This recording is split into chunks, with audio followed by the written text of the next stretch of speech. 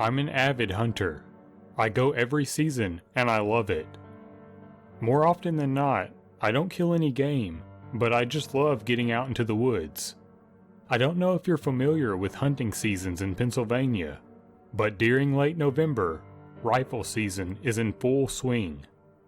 It was already the second week of the season and I had yet to bag any deer. So, I was eager to get to it early in the morning, and I did. I normally get up around 5 a.m. and drive to my hunting spot.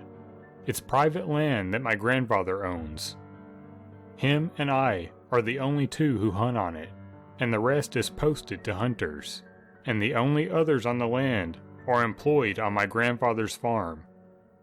I had originally planned on calling my grandfather when I woke up and asking him if he wanted to tag along, but the weather that morning was horrendous. Snow was pouring down and the wind was really strong. I love hunting in the snow, but it almost made me decide not to go, so I knew he wouldn't want to. The roads were really bad, so it took me a bit longer to drive there. Normally, the sun would be starting to rise by now. However, it was overcast and snowing.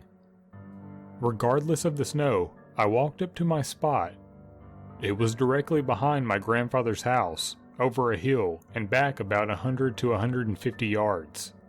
Almost immediately upon sitting in my spot, I hear things moving all around me. Honestly, I didn't pay it much mind.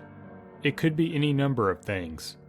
But it was still pitch black, and the thought that it was a deer had crossed my mind. But there wasn't much I could do. It's not like I can shoot at it. So, I just ignore it and continue to wait. It wasn't much longer after that I began hearing something walking just over the ridge to my right. At this point, there's barely enough light to see my feet, so even if it was a deer, there was still nothing I could do. However, I could tell it wasn't a deer. I just assumed it was my grandfather walking to his spot, which is just a short walk from mine. But the lights in his house were off, and if he was hunting up here, I'm sure he'd let me know prior. But even if it wasn't him, it was a hunter, hunting illegally. I still wanted to let him know I was there, so I turned on my flashlight and pointed it in his direction, flashing it several times. Again, even if it was a deer, I couldn't shoot it, so I felt it was better to be safe rather than sorry. Nothing much happened after that. After I flashed my light, the noise stopped, which was really odd. I didn't hear them turn back, so I figured they either sat down right there after seeing my light, which is considered extremely rude, or I didn't hear them walk off. I just assumed it was the latter. An hour or so passes, and finally the first sights of daylight start to shine through. It's still snowing, and the snow is falling in entire snowballs rather than snowflakes. So visibility is pretty limited, but I just grinned and bared it. I love snow, and even if I couldn't see any deer, I still found the weather beautiful. It was around this time that I noticed an odd-looking lump protruding from a group of trees and shrubs atop the hill that separates me from my granddad's house, right where I had heard movement earlier. It looked like a mound of dirt. However, it was sticking out from the side of the tree, so obviously it wasn't dirt. Naturally, I raised my rifle up to take a closer look. I could tell immediately that I was looking at the side of an older style camouflage coat. It took a minute, but it finally clicked. That was a person over there. I just thought it was a hunter, so I didn't know what to do about it. I knew he was hunting on our land illegally, and from what I could see, he wasn't wearing anything orange, which is required of all hunters during rifle season. And I could tell just from looking, whoever this was, wasn't my grandfather. I sat there for a minute debating my next move, but I decided to call my granddad, at the risk of blowing his hunt if that was him over there. So, without taking my eyes off the guy, I pulled out my phone and dialed his number. To my dismay, he picked up, and I told him what was going on. So, he told me he'd make his way up, but I decided on my own to give the guy a whistle to let him know I see him. but he didn't react at all. After a few minutes, I started to walk up to this guy. After walking a short distance, I could clearly see this guy, who was sound asleep tucked in between a shrub and a couple of trees.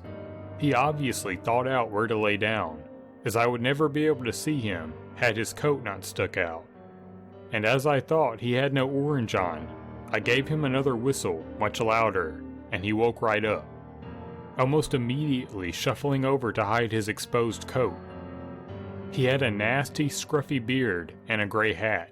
Honestly, he looked like a harmless old homeless man, probably in his 50s, but he had a perfect view of my granddad's home from his spot, and I have a pretty good idea what he was planning to do once my granddad left the house. Once this guy realized he'd been caught and saw a mad 6'5" guy carrying a hunting rifle less than 10 yards away, making his way closer, his face went pale. Almost instantly, he tried to feed me some bullshit that he'd gotten lost during a drive with a group of other hunters. A drive is a coordinated push through a thicket in order to drive deer to hunters sitting at the end of the designated driving area. However, the closest public game land is miles from this spot, so I knew this was a lie. He just kept on going about how he was lost and he fell asleep. He even went as far as to make up a fake name on the spot. I just stood there and listened, making sure he didn't make any fishy movements. I couldn't help but think about what this guy could have done to my grandfather, and that thought pissed me off enough to tell the guy to shut the hell up. That's about the point where I saw my granddad. My granddad is a tough old bastard, so my first thought was, this idiot is going to get himself killed. Luckily, nothing happened. After he got there, we practically had to drag this guy down the road, where my granddad called the cops and I called my dad. Technically, this guy hadn't done anything yet, so all we could charge him with was trespassing and stalking. This was about a month ago, and since then, I haven't heard anything else about him. So, stalker I found sleeping while I was hunting, let's not meet again.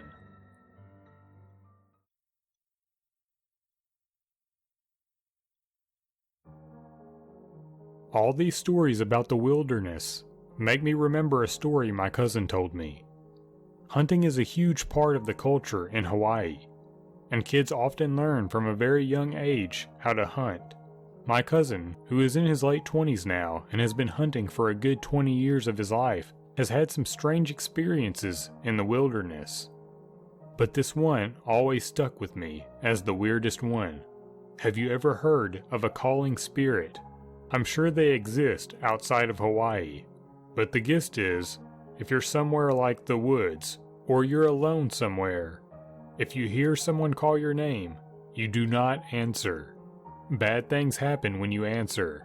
I'm going to write the story like how he told it to me. I was around 8 years old when this happened, when I had just started going hunting. Me, my cousins, and my uncle went hunting one evening in Waleo. By the time we were done, we were about a mile away from our truck. It was about 9 p.m. and it was dark. My uncle said, "I'm going to go get the truck, you kids wait here." But my cousins wanted to go with my uncle. I said, "I'll wait right here. You come get me, I'm not walking." I was over walking. My uncle was like, "You sure you want to wait alone?" I said, "Hell no, I'm not walking. I'll wait." So he said he would be back in half an hour with the truck. Not too long after they left, I heard something moving in the bushes. Then I heard my uncle's voice. "Hey, Kai, come on, let's go." I said, "Hell no, I'm not walking back." And then my uncle whistled. You know when you're out playing with the other kids in the neighborhood, and your dad whistles for you to come inside, and you know when you hear that whistle, you better go fast. That's the kind of whistle it was. So I jumped up and started walking. My uncle was walking ahead of me. I couldn't see him in the bushes, but I could hear him because he's saying things like, "You don't want to listen. You're gonna get in trouble." Then he said, "Come on, let's go down here." He wanted to go into the bushes off the path. I knew something was wrong. I said, "But I thought we were going back to the truck." Just then I saw headlights back in the direction we started, and then I heard my uncle's stereo blasting, the only song he ever plays when he goes hunting. I start running. I take off and something grabs my backpack. I fly my arms back and I let whatever it was take my bag. I get to the truck and my uncle asks, "Where's your stuff?" I point back to where I was and say, "I was following you." My uncle turns pale and yells, "Get in the car, now." I'm bawling. I'm scared. I know I messed up. I know you never answer when someone calls, but it sounded just like my uncle. He immediately took me to my other uncle, who blessed me. Till this day when I go hunting, I never answer when anyone calls my name.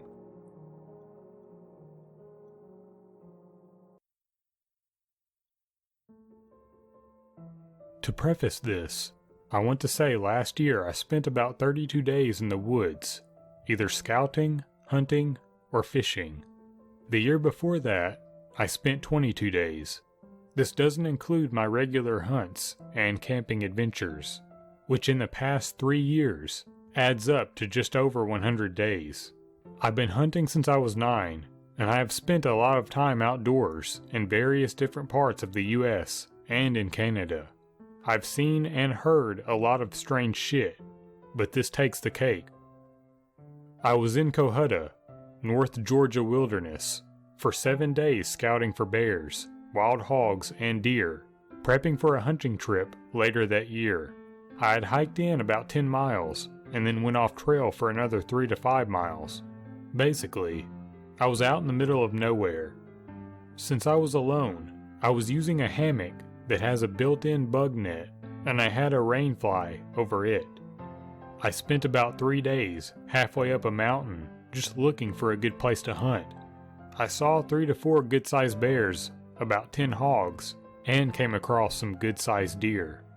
On the 4th day, I was going to head down to a small stream that I had marked on my GPS, and then set up camp, restock on water, and prep for the 2-day hike back. I could have gone faster, but wanted to be able to look for any animal signs along the way. As I was approaching the small stream, I noticed a tent which I was excited to see, as I had been completely alone for a few days, and it's always nice to run into another hiker. Generally, us wilderness folks are pretty down to earth. As I got closer to the tent, I noticed that there was a small pack on the ground just outside of it. I figured the person couldn't have been too far from where the camp was, so I set up my camp about 30 yards away, and with about 4 hours of daylight left, I started cooking some dinner. 2 hours later, I was starting to wonder where this person was. Given that I was in the wilderness, and it was a 1-day hike out, there wasn't much I could do. But I did hike around the site, making a circle as I went out to look for any signs of a struggle in case of a bear attack, or maybe they had an injury. I got about 1/4 of a mile from the campsite, walking a circle, but I didn't find anything. As night came, no one showed. I started a fire in hopes that the person would be able to find where they set up and have some light. Fires burn really bright and are very easy to see from far away. After eating, searching, and hoping that this person was going to make it back, I called it a night. I had a small flask with me and took a couple sips of whiskey, jumped into my hammock with my pistol, and attempted to go to sleep. I sleep pretty hard. I mean, really hard. Regardless of where I am, it literally annoys my friends because I can always seem to fall asleep and stay asleep, regardless of where in the world we are. But this night was different. I felt like something was off, but I figured it was just me worrying about this person, who, by all my accounts, was completely missing. So, for the first time in my life, I woke up to the sound of what I thought was footsteps, but not in the sense of footsteps on leaves, but what a heavy-footed person would make walking up an old wood floor. It was extremely loud. I got my gun, grabbed my headlamp, stored in a small compartment up above me, and waited to see if it would stop. Right at that moment, it did. Then I saw something that scared the shit out of me. On my rainfly, the gleam of a flashlight, faint, but there. I shouted, "Hello?" And right when I did, it sounded like 10 people suddenly running away from me in every direction. I dropped out of my hammock onto the ground, frantically turning on my headlamp, shining it all around me, but didn't see shit. My heart was racing pretty bad, but I thought it might have just been the reflection of the moon on the rainfly. Yeah, that was it. And those footsteps running away from me was probably armadillos or something, even though their eyes shine, and they are pretty easy to spot. Problem was, there was no moon. I'd never seen an armadillo above 2,000 feet, not to say they don't live up there, just never seen one. And for some reason, the campsite I set up by was gone. The fire had been put out by water. It was apparent because there was not a damn coal in the thing. I thought for sure it was about 4 a.m., but I had only been asleep about an hour. At this point, I wanted to leave, but hiking out in the wilderness while it's dark is always a bad idea. So I grabbed my flask, took a swig of whiskey, removed my rainfly so I could see out of my hammock and around the area I was in, and tried my hardest to go back to sleep. I was laying down when I saw some light hit the trees above me. It was clear it was coming from downstream, and I got out of my hammock and started yelling, "Hey, y'all need any help?" No response. I saw whatever was putting out the light, and it spun around and started heading downstream really fast. At this point, my body had pumped through more adrenaline than it had blood, and I was exhausted from it all. I finally was able to fall asleep and woke up around 7 a.m. When I did, I noticed that my water filter I had left out was missing. It's a gravity filter, and it hangs on a tree, filtering water down into my main bladder that I put in my backpack. And my water bladder, sitting at the base of a tree, looked like it was cut down the middle with a knife. They cut down my bear bag, which had food in it, and took some of it. The creepiest part of all of it was that they went through my bag, which was under my hammock, while I was sleeping. I checked the bear bag before I went back to sleep the second time, and it was still there, hanging, and my bag under my hammock hadn't been touched. I packed all my shit and hightailed it out of there, keeping my pistol close to me and moving as fast as I could. I ended up making the hike back in just under 15 hours. I hiked the trail part in the night because I wasn't about to spend another night out there. I didn't see anyone on my hike out. There were no cars parked at the trailhead, and the DNR said they had only seen my car there. Since then, I haven't gone out there without any friends. I reported all of this to the local DNR, but they looked at me like I was crazy. Maybe I am.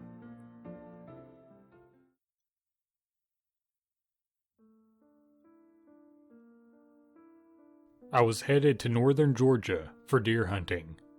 I had only had a short time to scout the area, but I had a basic inexperienced plan to go in early and follow a game trail to where it looked like it crossed a river. My plan was to sit quietly until the early morning deer began to move. I arrived at around 4 a.m. and got my basic gear loaded and began to hike the game trail with no light except a headlamp. When I got to where a few game trails converged near the river crossing, I looked for cover and found an old rocky foundation of some kind, with stacked rocks and brush providing ample cover. I set up inside the roughly formed area provided by the rock and vegetation. After about 90 minutes, it was legal hunting hours. I continued to wait, but as the daylight got brighter, I noticed a lot of things around me. I was working as a lineman at the time, and I noticed a yellow tape trampled down on the ground in a few places. The area was very wet, and the yellow tape was covered in dirt and mud. It was similar to the tape we used to keep people out of hazard areas and off our trailers when they were in use. I noticed the remnants of paint on the ground, nearly missing lines. similar to what was left when underground utility locates were painted weeks ago. At about 7:45 a.m., I hadn't seen a single sign of deer movement, so I decided to move a bit further into the area. As I got up, I realized I was sitting in what appeared to be a small stone area that was built as a hut or fort or cabin of some type. The ground had a thin slab and stone was piled up, making walls. Some were knocked down ages ago, some were in decent shape. I walked up to the road that was about 100 feet from where I was sitting. When I got to the road, I saw a display of colorful objects. I walked over to the display, and it was a 3-foot tall by 4-foot wide pile of stuffed animals. It had been raining off and on all week, and the toy stuffed animals were all soaking wet, covered in splashed up dirt and mud, and looking horrible. Affixed to a tree above the stuffed animals was a barely legible sign that was streaking in the rain. It was a memorial for a child that had been murdered in these woods. My mind raced as I realized that the tape on the ground was a police line tape, and the paint was likely designating the position of the body. I was completely freaked out. I was kneeling at the exact location of a murder scene, or at least where the body was recovered. Hunting was over for the day. I had the shivers randomly for the next few hours.